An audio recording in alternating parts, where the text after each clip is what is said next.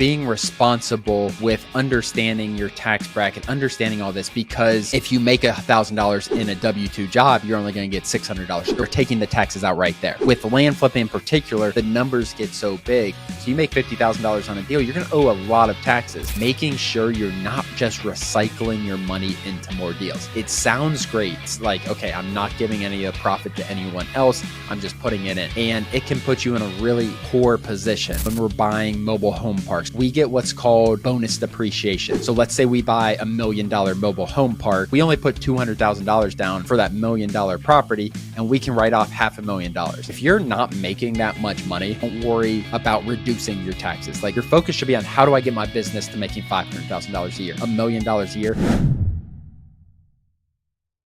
Hey everybody, welcome back to the Real Estate Investing Podcast. I'm your host, Ron Apke, by myself for this episode. And today we are talking about taxes and land flipping. And before I start talking about any of this, I am not a CPA. I'm not a certified tax planner. I'm not a financial advisor, certified financial advisor. I am a land flipper. I teach people how to land flip. I flip land deals. I've done hundreds and hundreds and hundreds of land deals and paid taxes on this stuff for years. So the perspective I'm going to give you today is one from my countless number of hours I've talked to my accountant about this.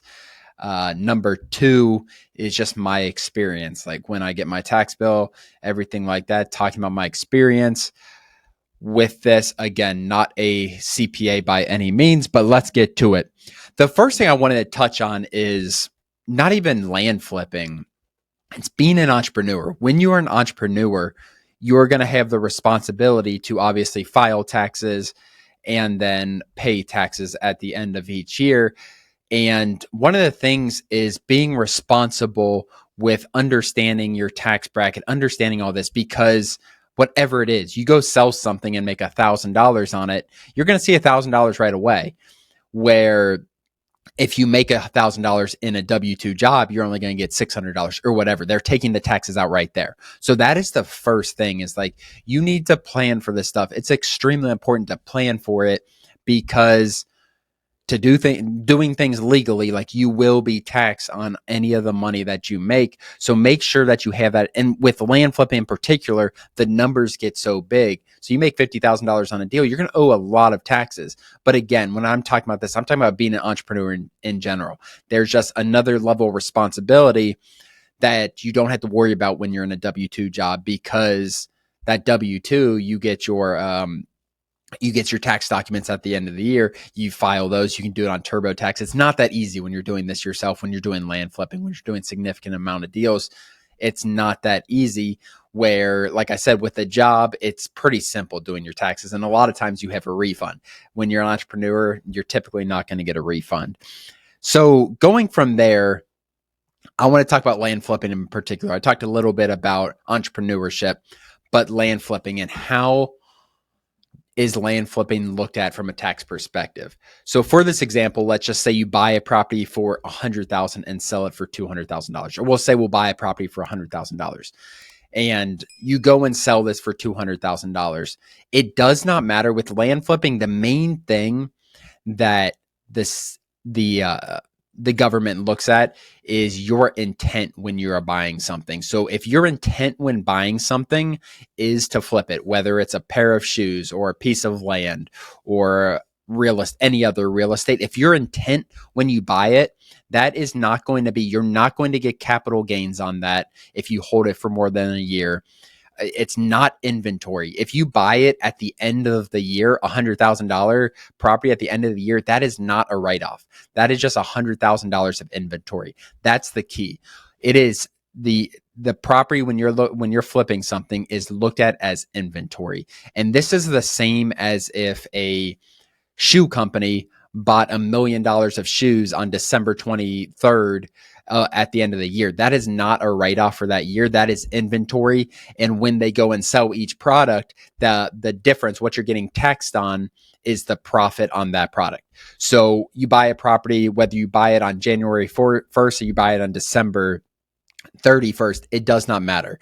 Then when you go to sell it, so you buy it on January 1st, you sell it on whatever, let's say March 30th, and you make $100,000, that's going to be taxed for that year. You are taxed on the year where you're actually making the money, when the profit is being realized. So if you buy something on December 20th and sell it on January 5th, 2024, you're going to be taxed that $100,000 of profit, or whatever that profit was in that year that you sold the property. That is a very, very key thing. And the way our business plans for taxes, like one of the key strategies that we use, because that is not a write-off when we're spending money. The thing about it is you can get put in such a big loop where you keep on putting your profits back into deals. You get this tax bill, like, crap, I don't have any money. All my money is in land deals. None of that stuff's a write-off, and you don't have anything. One of the strategies we use, and we tell a lot of people to do, is getting deal funding. That way you do have some money for taxes for when things come up. That is a huge, huge part of it for sure. So you, opposed to putting $100,000 out for that deal, which isn't a write-off, like I've said a few times, you get $100,000, you get it funded, that $100,000 funded from a land investor, from us, from someone else, and then you have that extra money in your bank as far as the money that you didn't spend to buy the property. That is probably the number one strategy that I tell people to do, is making sure you're not just recycling your money into more deals. It sounds great. Like, it really does. It's like, okay, I'm not giving any of the profit to anyone else. I'm just putting it in. You get tax bills. You have other things come up. You run out of marketing money. All these different things can happen, and it can put you in a really poor position, especially if you're not able to sell some of the properties. So keep that in mind. Like, when you're buying a property, don't think about like, okay, I'm going to make X dollars if I sell it in 30 days. Think about, what if I can't sell this in 6 months? What if you can't sell that property in 4 months? Like, where is that going to be? If you put $100,000 out and you can't sell it for whatever number, you can't make any money on that in 4 or 5 months, because it happens. Like, there are situations where a property just takes a little longer to move, and maybe you didn't realize it on the front end. Maybe it was a slower market than you realized. Maybe you can't sell it for as much as you thought, and you're trying to squeeze out more money, and then it puts you in a really rough position for not only for taxes, but just moving your business forward with marketing money, with just not having as much money at your disposal, can really slow your business and your growth down. So deal funding is really, really important. The last thing I wanted to talk about is strategies to reduce tax liability that we use. This is from our perspective. I don't want to tell you exactly how to do things. Talk to a CPA, but how we reduce our tax liability.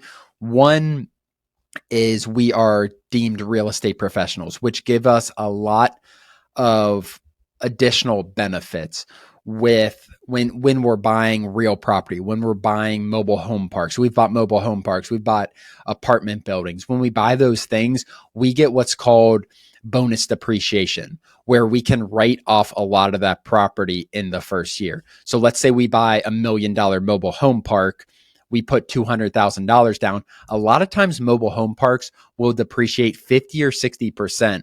And we can write that off all in the first year. So we only put $200,000 down for that $1 million property, and we can write off $500,000. It's a very, very realistic number. So the number one thing to write off massive amounts of taxes is buying real property. And that's what we do to not necessarily always zero out our profit, but to extremely reduce our tax benefit or our tax liability. This can take your taxes down from owing 300 grand to not owing anything, to owing $5,000-$10,000. Like, it can happen relatively fast if you are using that strategy of buying real property. And you want to look up online, how can I be deemed a real estate professional? And that you need that to be able, from my understanding, you need that to be able to use bonus depreciation to write off real properties. And it's essentially accelerated depreciation,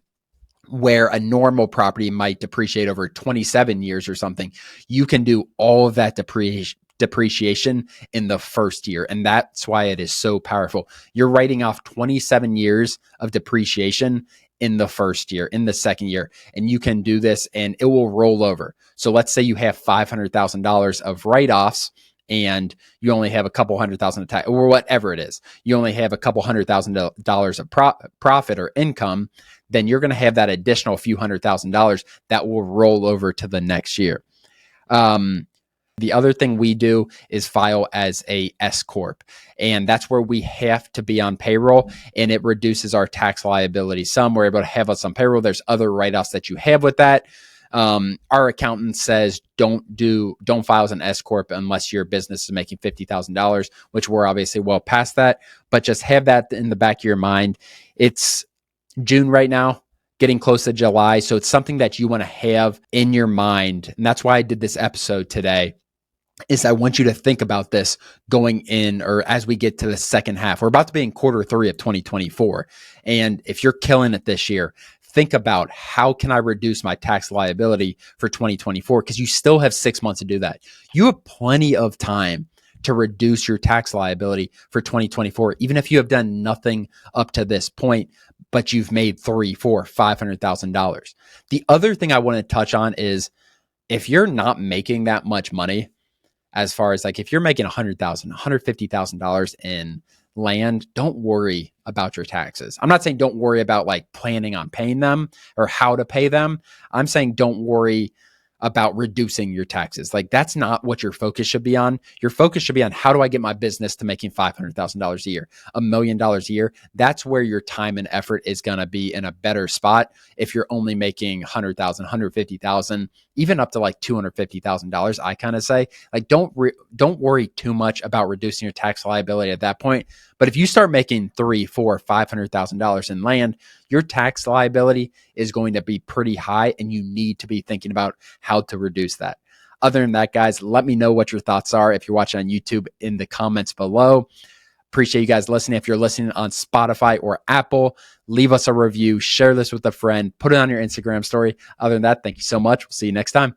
As always, thank you for joining. Please do us a huge favor and like and subscribe our YouTube channel and share this with a friend. It really means the world to Ron and I, but more importantly, it could help change the life of someone else.